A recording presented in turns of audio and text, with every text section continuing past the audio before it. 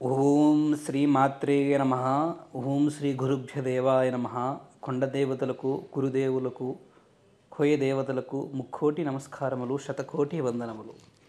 నేను మీ ఆదివాసి కోయదొర నరసింహారాజు సిద్ధాంతి గారిని.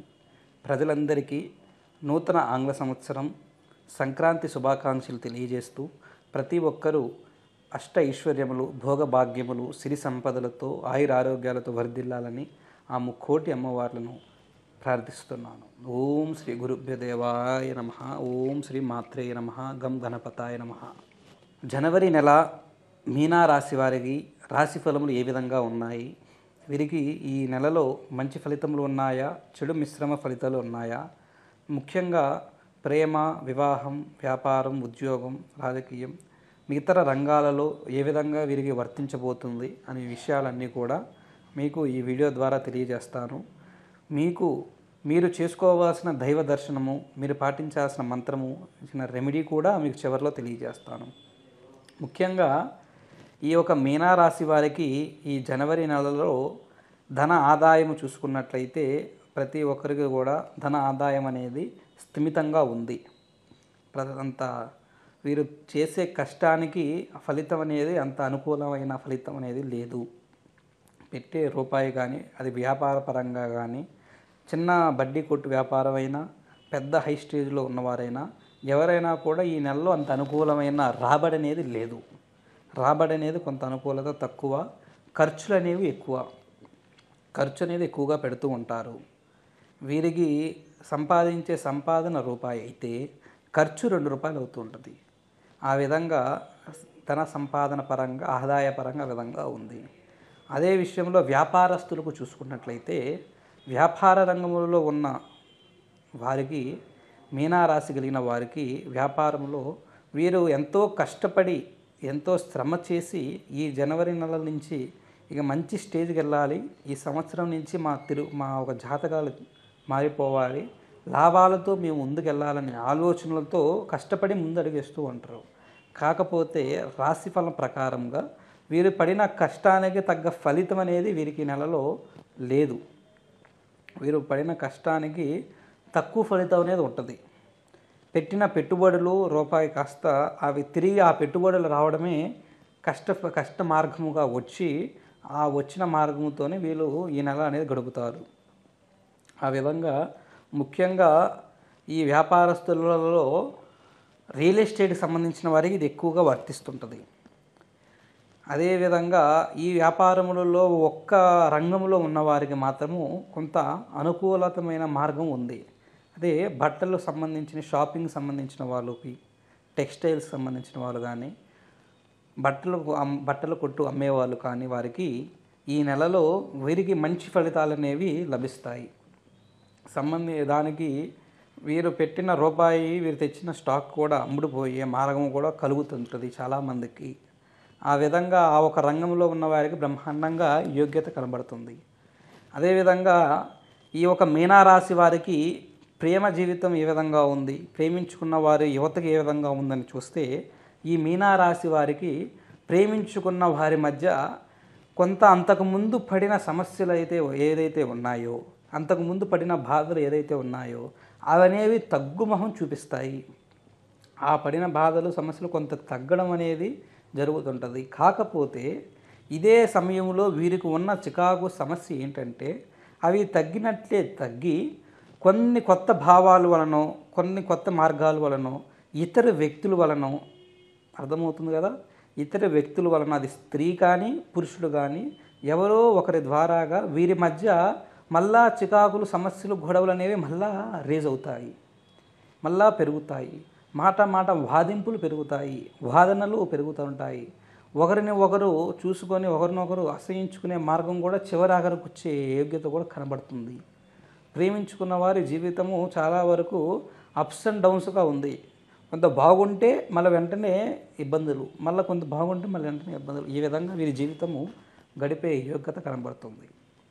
అదేవిధంగా భార్యాభర్తల మధ్య చూసుకున్నట్లయితే దాంపత్య జీవితం కూడా వీరికి అభిప్రాయ భేదాలు ఎక్కువగా వస్తుంటాయి. పిల్లల వలన కొంత గొడవలు, సమస్యలనే వస్తూ ఉంటాయి. వీరికి సంబంధించిన ఫ్యామిలీకి సంబంధించిన కుటుంబ సభ్యులు పెద్దవారి వలన ఎక్కువగా వస్తుంటాయి.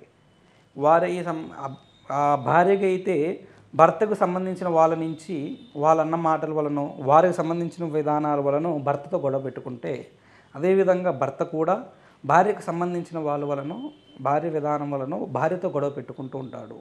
ఈ గొడవలు సమస్యలు అనేవి వారిద్దరి మధ్య కొంత ఇబ్బందులుగా మారి ఈ నెల వారికి ప్రశాంతమైన జీవితం ఉండకుండా కొన్ని ఇబ్బందులు గొడవలు అనేవి ఏర్పడడం అనేది వీరికి కనబడుతుంది. ఈ విధంగా ఈ ఒక రాశి కలిగిన వారికి ముఖ్యంగా సంతాన పరంగా చూస్తే సంతాన విషయంలో మంచి శుభవార్త అనే వేరే మార్గము ఈ నెలలో కలిగే యోగ్యత కొంతమందికి లభిస్తుంది.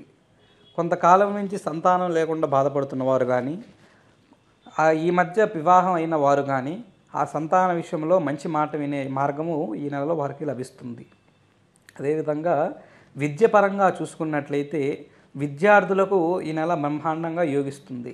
వారు చదివిన చదువు కానీ బ్రహ్మాండంగా చదువుతారు. వారి మంచి కాన్సన్ట్రేషన్తో, తెలివితో, జ్ఞానముతో, దాని మీద ఎక్కువ ఆసక్తితో, ఇంట్రెస్ట్తో చదివే యోగ్యత విద్యార్థులకు వర్తిస్తుంది. వాళ్ళు అనుకున్న టార్గెట్ రీచ్ అవుతారు, అన్ని మార్గాలలో ఉంటారు. అదేవిధంగా వివాహం గురించి చూసేవారు, వివాహ సంబంధాల గురించి ఎదురు చూసేవారికి ఈ నెలలో వివాహ సంబంధాలనేవి కొంత అనుకూలత తక్కువగా ఉంది. వారికి 1-2 సంబంధాలు మంచి సంబంధాలు వచ్చినా సంబంధాలు కుదిరి వివాహం అనేది అయ్యే యోగ్యత తక్కువగా ఉంది.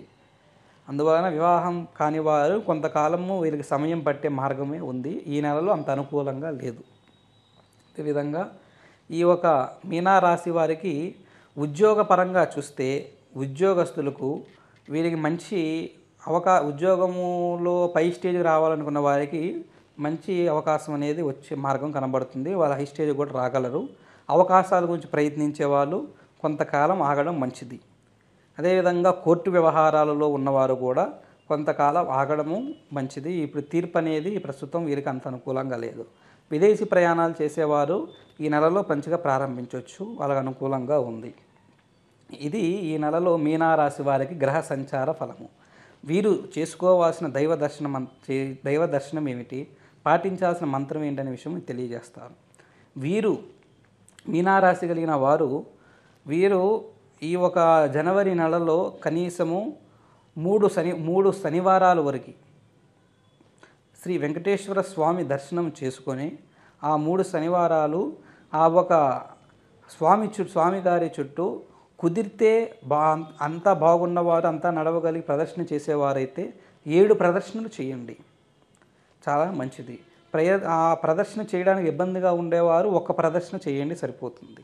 అలాగే 7 ప్రదర్శనలు చేసి ఆ ఒక సన్నిధానంలో ఉండి మీ విధంగా మీకు వివాహం అయిన వారైతే భార్యాభర్తలు, వివాహం కాని వారైతే మీతో పాటు మీ కుటుంబ సభ్యులు ఎవరైనా తీసుకొని వెళ్ళి ఆ ఒక మీ ఇంట్లో నుంచి మీ చేతితో నైవేద్యాన్ని ఒక ప్రసాదంగా తీసుకొని వచ్చి స్వామిగారికి కొంత అందజేసి, అదేవిధంగా వచ్చిన భక్తులకి నైవేద్య ప్రసాదాన్ని అక్కడ అందరికీ అందజేసే మార్గం చేయండి.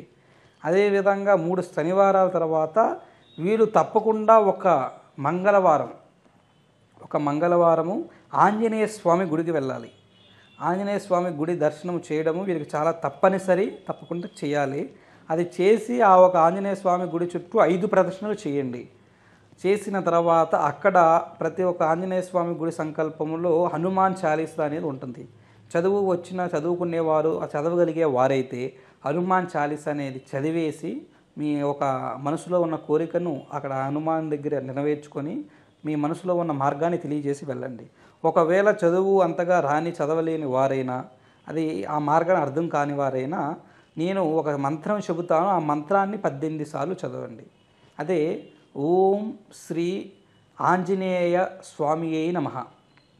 ఈ మంత్రాన్ని 18 సార్లు చదివి ఆ ఒక దర్శనం చేసుకొని మీ మార్గాన్ని చూడండి. మీకు తప్పకుండా మంచి ఫలితాలు అనేవి కలుగుతాయి. ఇదే విధంగా మీకు జాతకములో కానీ జీవితంలో కానీ ఎటువంటి సమస్యలతో బాధపడుతున్నా, మీరు ప్రేమించుకున్న వ్యక్తులు దూరం అవుతున్నా, భార్యాభర్తల మధ్య అన్యోన్యత గొడవలు సమస్యలతో బాధపడుతున్నా, సంతానం లేక బాధపడుతున్నా, వ్యాపారంలో నష్టాలతో బాధపడుతున్నా, ఉద్యోగంలో హై స్టేజ్కి రాకోకుండా ఉన్నవారు కానీ, విదేశీ ప్రయాణంలో ఫెయిల్ అయిన వారు కానీ, ఇతర రంగాల్లో ఏ విషయాలలో ఏ ఒక సమస్యతో బాధపడుతున్నా కానీ మా నెంబర్కు ఫోన్ చేసి మీ సమస్య ఏదో తెలియజేసినట్లయితే దానికి ప్రత్యేకంగా నేనే మీ గురించి పంచభూత జాతక చక్ర అంజనంలో పరిశీలన చేసి మీ సమస్యకు కారణం ఏమిటనేది చూసి దాన్ని మీకు తెలియజేస్తాను. అదేవిధంగా మీకు అద్భుతమైన దివ్యమైన శాశ్వతమైన పరిష్కారాన్ని మాకు ఉన్న అనుగ్రహంతో ప్రసాదిస్తాను. అందువలన మీరు మా నెంబర్కి ఫోన్ చేసి మీ సమస్యకు పరిష్కారం పొందండి. ఓం శ్రీ గురుభ్య దేవాయ నమః.